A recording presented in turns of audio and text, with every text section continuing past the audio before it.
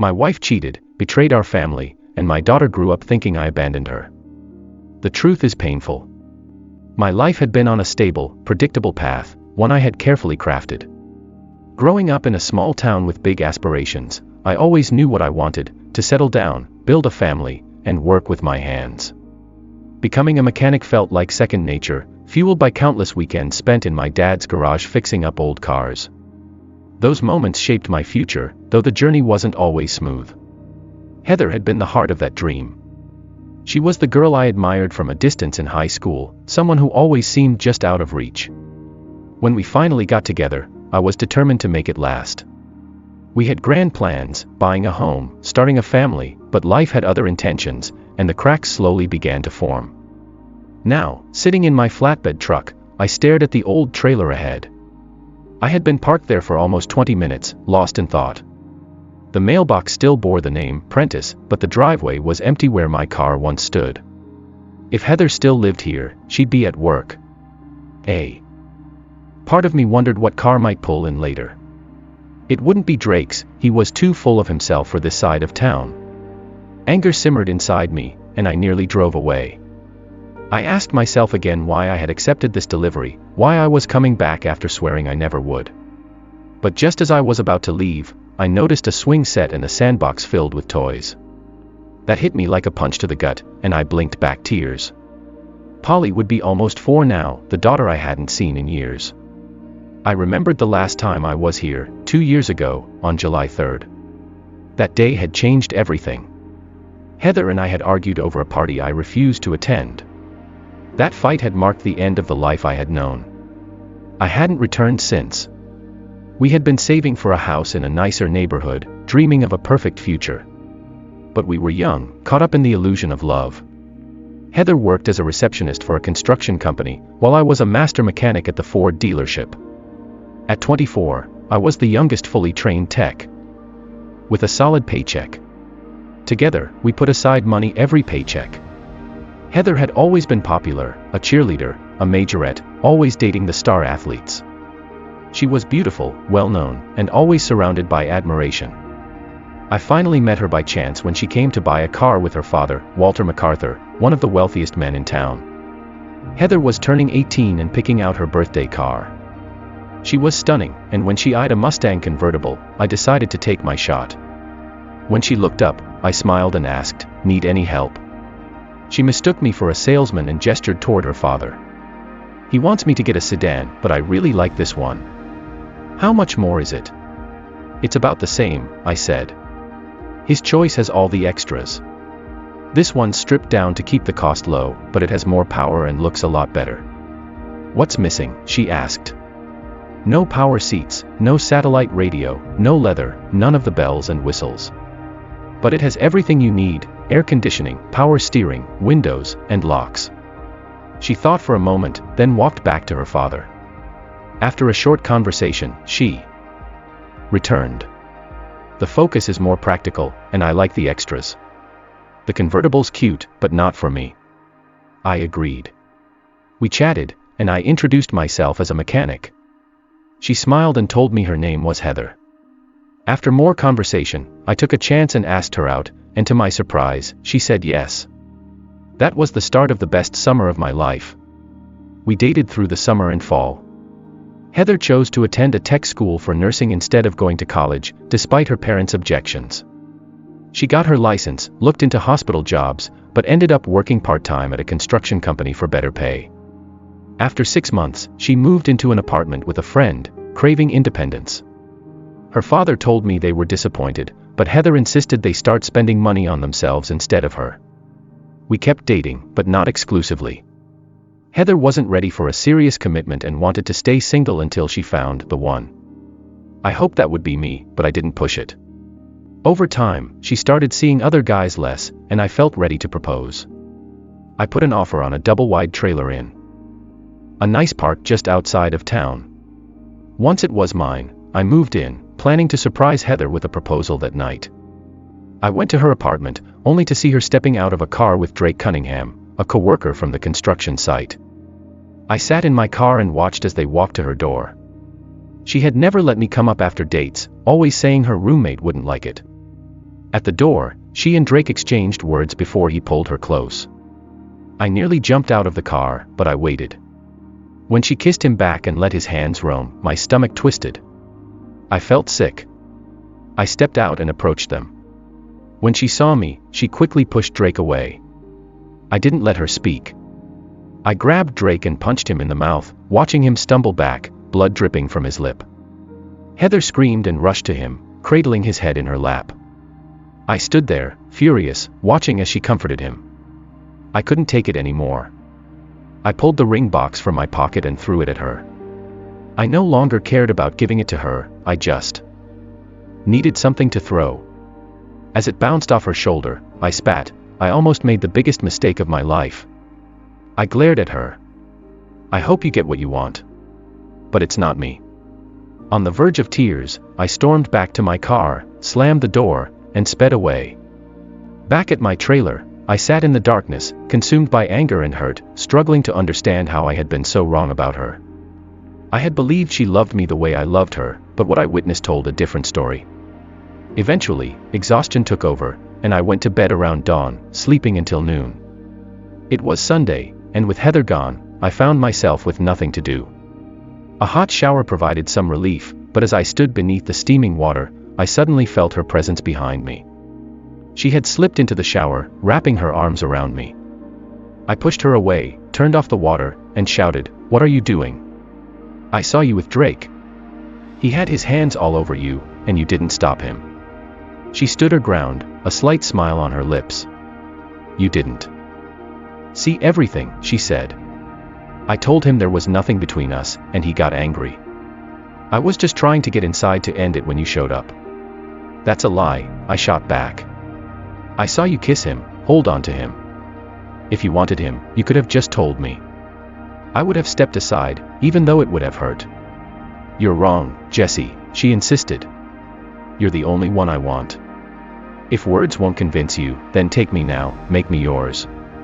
I hesitated, torn between my desire and the memory of her saying she wanted to wait until marriage.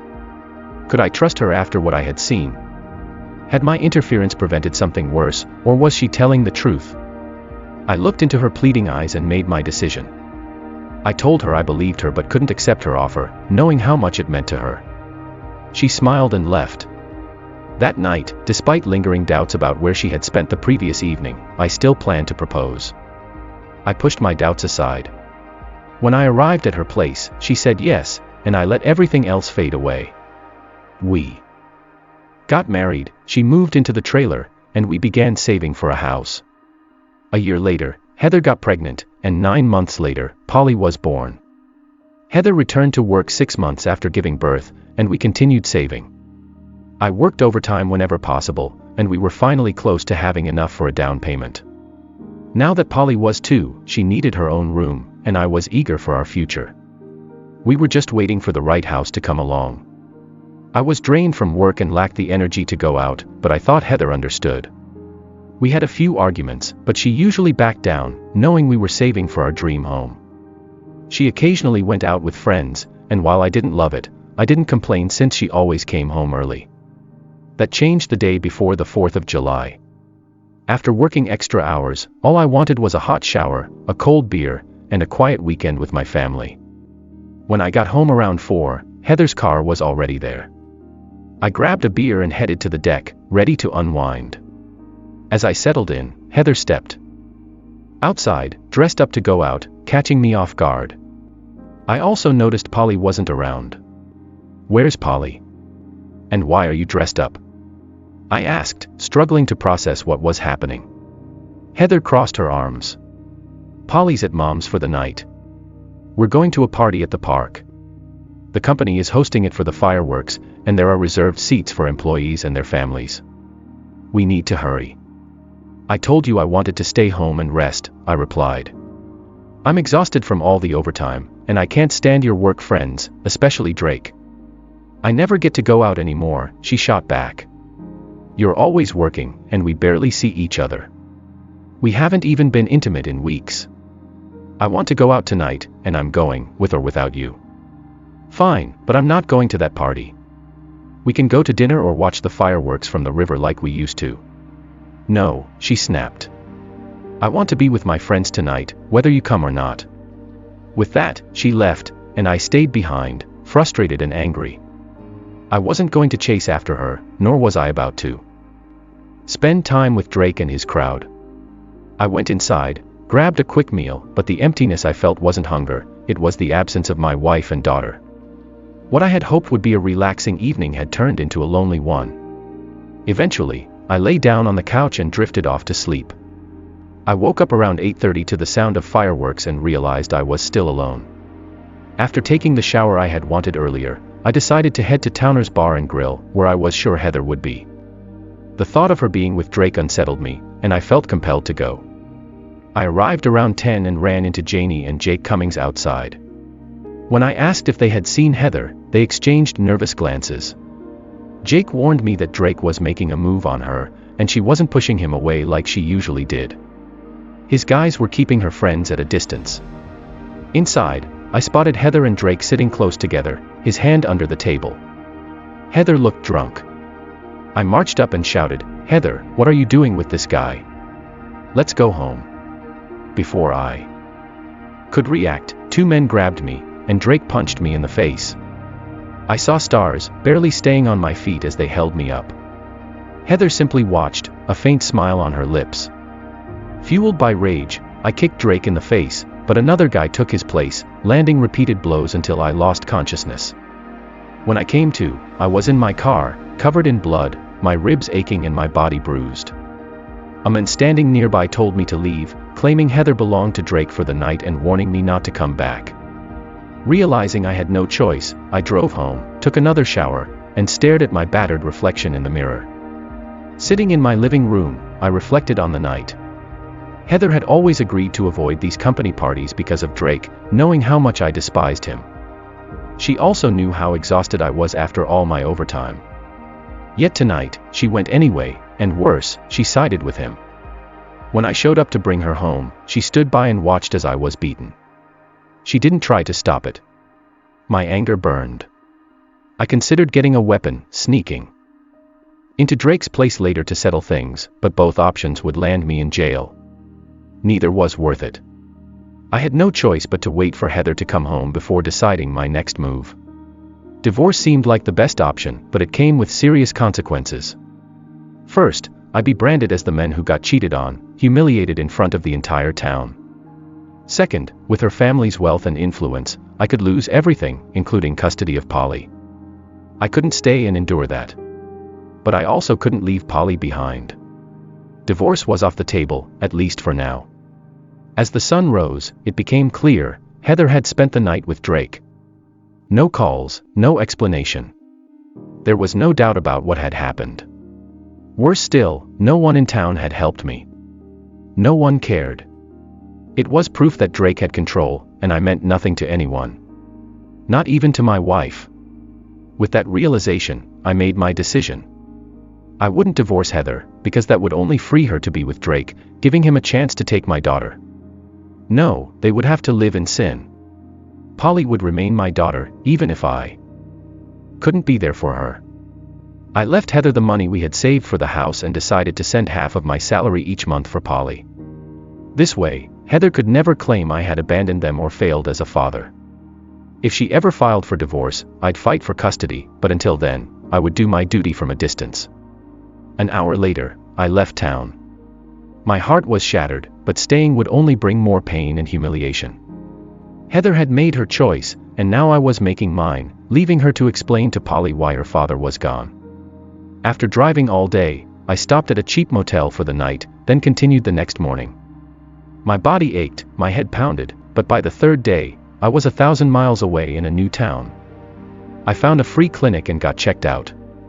A mild concussion, cracked ribs, deep bruises, but I'd live. I asked the doctor if he knew where a master mechanic could find work. He referred me to Josh Fields, a custom car dealer. Josh specialized in luxury cars and needed someone with my skills to restore and resell them. It was pure luck, but I landed the job. Josh and I got along well. He paid me generously for my expertise, and I quickly became his go-to guy for repairs and restorations. At the end of my first month, I cashed my check, kept a third, and mailed the rest to Heather, making sure it couldn't be traced back to me. I repeated this every 2 weeks for the next 2 years, sending the money from different locations. The first envelope included a note explaining why I left, stating that the money was for Polly. After that, I never wrote anything else, just sent cash. I rented a small, affordable place near work and slowly furnished it with second-hand items. It became a comfortable bachelor pad, and with time, I started rebuilding my life. I refused to let myself be weak again. I joined a martial arts class, training relentlessly to make sure I could protect myself next time. I also took the car courses Josh recommended, learning how to work on foreign luxury models. My expertise saved Josh money, and in return, he trusted me with high-end deliveries. We became good friends, and customers liked me. Business thrived, and so did I. Eventually, I started going out more. There was a bar I frequented, and a group of women came in regularly. That's where I met Sean, a beautiful redhead with a sharp mind and a warm smile. We had a lot in common. She was dealing with the aftermath of a failed marriage, just like me. Her husband had walked out, and she was waiting for the legal proceedings to finalize the divorce. At first, I told Sean I was separated. But over time, I opened up about Heather and Polly. She understood. One night, she introduced me to her 2-year-old son, Billy. We started dating, and soon, things became serious. I found happiness with her and Billy, enjoying the simple joys of companionship again. Our relationship grew naturally. We talked for hours, spent time with Billy, and soon became physically involved. The nights we shared were unlike anything I had known before, filled with passion, trust, and genuine connection. For the first time in my life, I realized what love truly felt like. One morning, after a quiet night with Sean, it hit me: I no longer loved Heather. I had moved on. A few weeks later, Josh had a luxury. As Drake and his crew advanced, I remained seated at the bar, arms relaxed, my back against the counter. My mind was sharp, though my anger burned fiercely, waiting for the right moment. Drake stopped just out of reach, a smirk on his face, taunting me about Heather. Well, if it isn't the coward who ran off and left his wife for me. She's been mine, Jesse. You weren't there to stop me. I stayed silent, studying him, biding my time. His words stoked the fire inside me, but I held firm, focused. Among his group, only one of them posed a real threat. The others, just background noise. Drake went on, "Why don't you crawl back to whatever hole you came from? Heather's with me now, and there's nothing you can do about it." His words stung, but I considered the possibility that he was telling the truth. This was his turf, but I refused to let him have the upper hand. I pushed my anger down, knowing it was time to hit where it hurt. "You're delusional, Drake. Heather always had better taste. She pitied you, that's all. You're just a pathetic loser who needs an entourage to get a woman. What's wrong? Do you need your guys to help you in bed too?" His face twisted with rage, exactly what I wanted. He grabbed my collar, and I let him pull me forward, using his momentum against him, forcing him backward. He lost his footing and crashed onto the floor with a heavy thud, dazed. His friends hesitated, uncertain about their next move. 2 of them grabbed Drake, hauling him up as his face burned with rage. At that moment, I knew the fight was finished. He was mine. Drake lunged at me, arms outstretched, desperate to grab hold of me. I sidestepped, seized his arm, and yanked him toward the bar. His face smashed against the edge with a sickening crunch. He collapsed onto the floor in a pool of blood, his nose shattered, teeth scattered, and his shoulder likely dislocated. I didn't waste time on Drake. My focus remained on the others. The man I'd been watching cursed under his breath and stepped forward, his arm cocked back for a punch. He was the one who had threatened me before, the one who had laughed about Heather being with Drake. I wasn't just going to stop him, I was going to make sure he paid.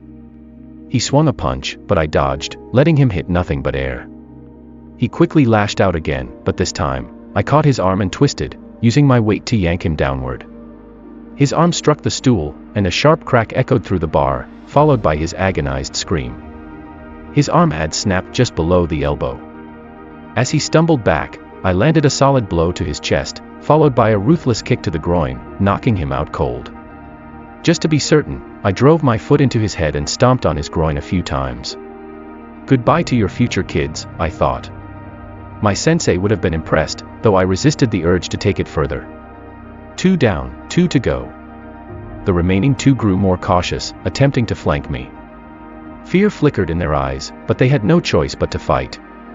I shut my eyes briefly, anticipating their next move. As they charged, I seized both by the heads and slammed them together. They crumpled to the floor, unconscious. With all 4 down, I stepped toward Drake and kicked him between the legs, just for good measure.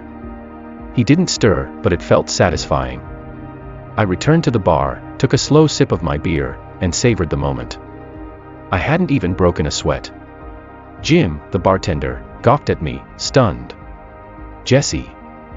I've never seen anything like that. How the hell did you do that? They didn't stand a chance. His words reignited an old rage, not at Drake, but at the town that had abandoned me when I needed them most. I turned to Jim, who had been there that night, watching like everyone else. Just like back then, huh, Jim? Nobody stepped in. Not you, not my so-called friends, not even my wife. Well, I won't let that happen again. Tell everyone to stay out of my way unless I say otherwise, or they'll regret it. I turned to leave. Now, call the cops and tell them exactly what happened. No lies. If I find out otherwise, I'll be back, and you won't like it. Jim muttered, Where are you going, Jesse? What should I tell them? I'll be at the Motel 6. I'm leaving at dawn. If they want to talk, they'd better hurry. With that, I left the bar and returned to the motel. I expected to feel triumphant after taking down Drake and his crew.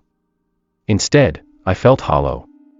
His taunts about Heather still stung, reopening wounds I thought had long since healed.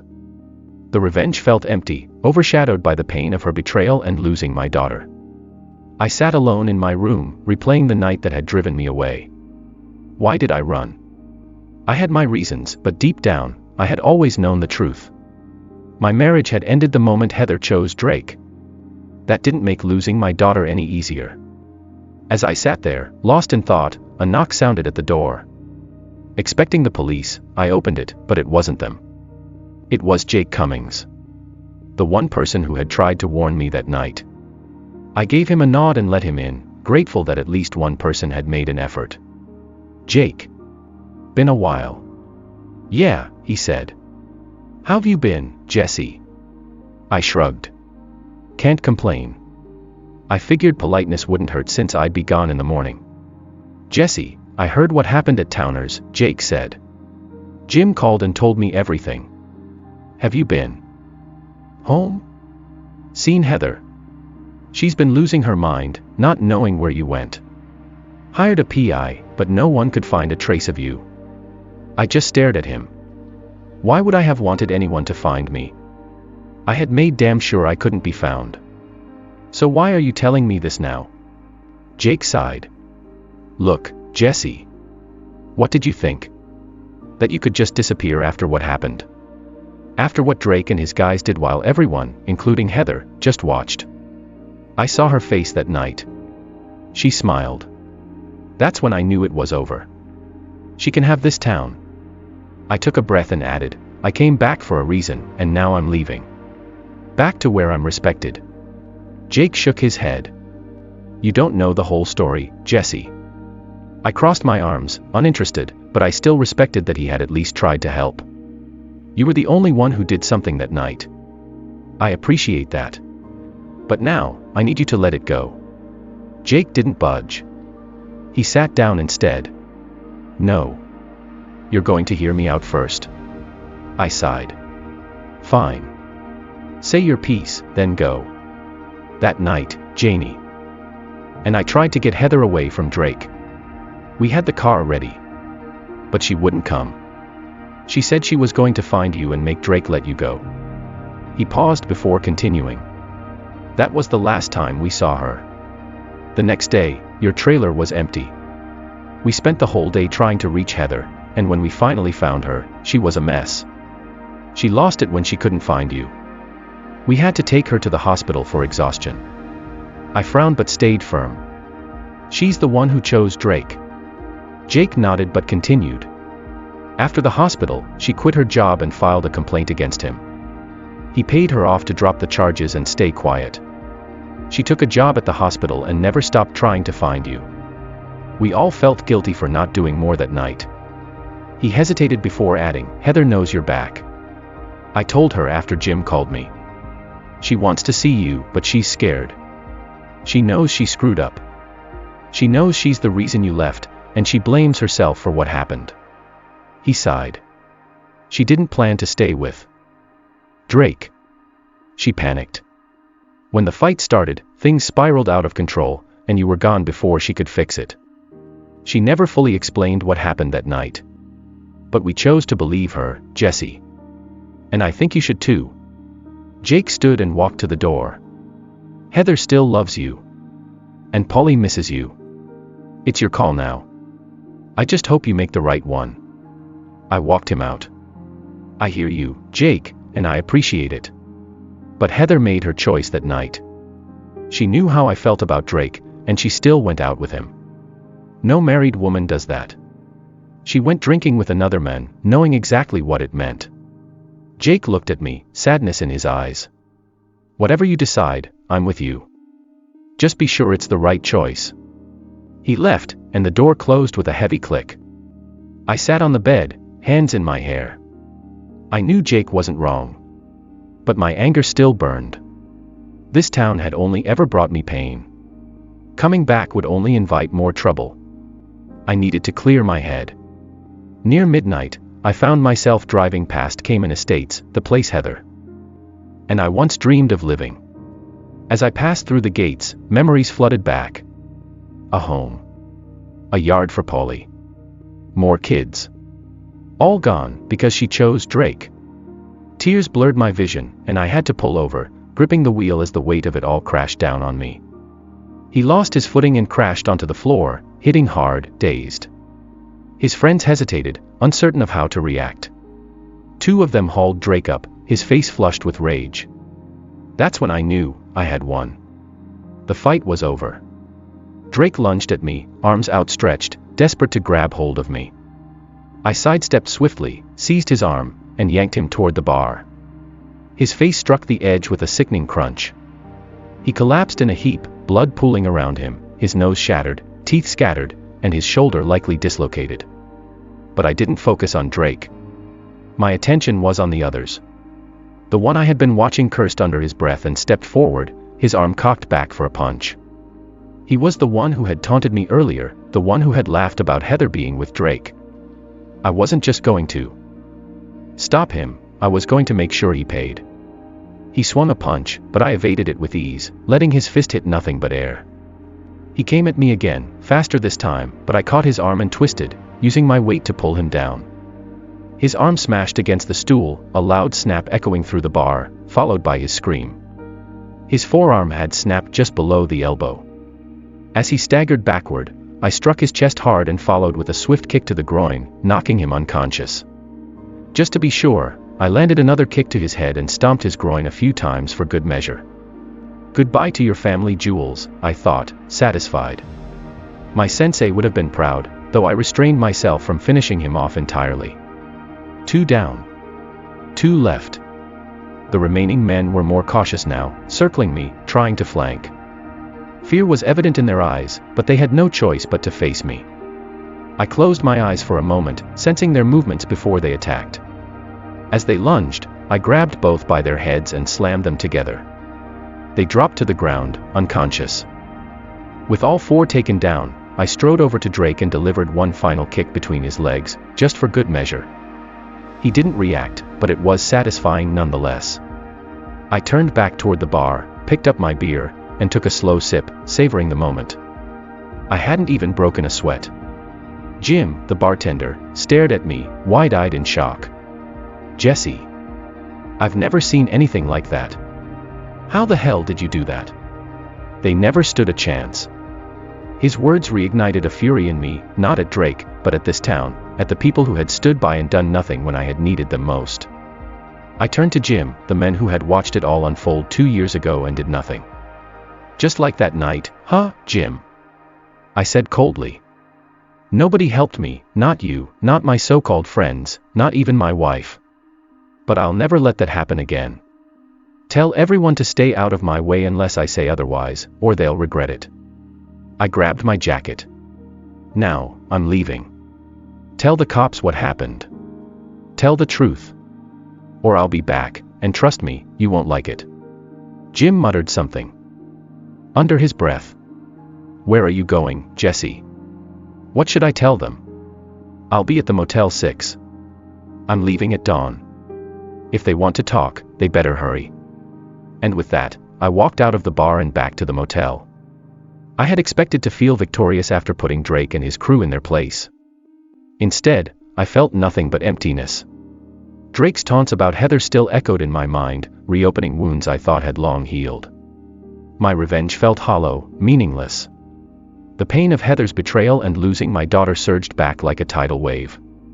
I sat in my motel room, lost in thought, replaying that night from 2 years ago. Why did I run? I had my reasons. But deep down, I had always known the truth. My marriage had ended the moment Heather chose Drake. Still, that didn't make losing my daughter any easier. As I sat there, staring at nothing, a knock came at the door. I expected the cops. Instead, it was Jake Cummings, the one person who had tried to warn me that night. I gave him a nod and stepped aside, letting him in. At least he had made an effort to help. Jake, I said.